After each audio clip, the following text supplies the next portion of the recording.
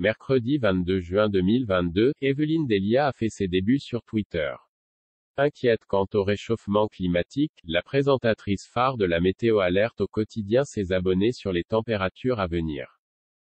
Sur Twitter, Evelyne Delia compte déjà 26 000 abonnés en seulement quelques semaines. Présentatrice phare de la météo, sur TF1, depuis 1991, elle s'exprime désormais sur les réseaux sociaux et alerte ses abonnés sur les températures à venir. Dimanche 10 juillet 2022, elle a indiqué, Météo France estime que la vague de chaleur qui commence devrait concerner le pays au moins pendant les 10 prochains jours. Mardi 12 juillet 2022, Evelyne Delia a écrit, précision de Météo France pour le 14 juillet avec 40 degrés attendus dans la vallée du Rhône pour vendredi aussi.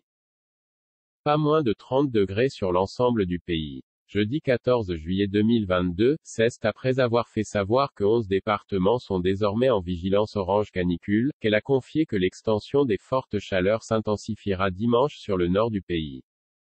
Mercredi 15 juin 2022, sur le plateau de C'est à vous, sur France 5, Evelyne Delia avait déjà fait part de son inquiétude.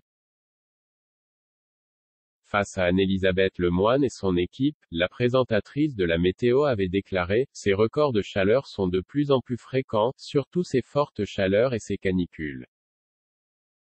Ce dont on s'aperçoit, c'est que ces canicules sont de plus en plus précoces, juin, et sont de plus en plus tardives aussi. On a souvent des canicules jusqu'en septembre. Après avoir assuré au chroniqueur Mathieu Béliard qu'elle se sentait concernée depuis belle lurette par le sujet, elle avait confié, c'est vrai qu'au début quand je parlais de réchauffement climatique tout le monde me demandait ce que c'était. Maintenant, on a vraiment les pieds dans le plat, et ce que je remarque, c'est que les jeunes sont très sensibles. La nouvelle génération est très sensible à ce changement climatique, et même inquiète pour l'avenir. Evelyne Delia, on a pulvérisé les records. En 2014, la star de TF1 avait présenté un bulletin météo fictif pour l'année 2050. Elle ne se doutait pas alors que ces fausses températures seraient déjà d'actualité en 2022. J'avais travaillé avec Météo France qui fait les projections. Quand ils m'ont envoyé la carte, je leur ai dit, non, mais attendez, ce n'est pas possible. Et finalement, on a pulvérisé les records. En juillet 2019, 42,6 degrés à Paris, il avait jamais aussi chaud. Et le 28 juin 2019, 46 degrés, c'était à Vérargues dans LHRO, ça, c'est un record absolu.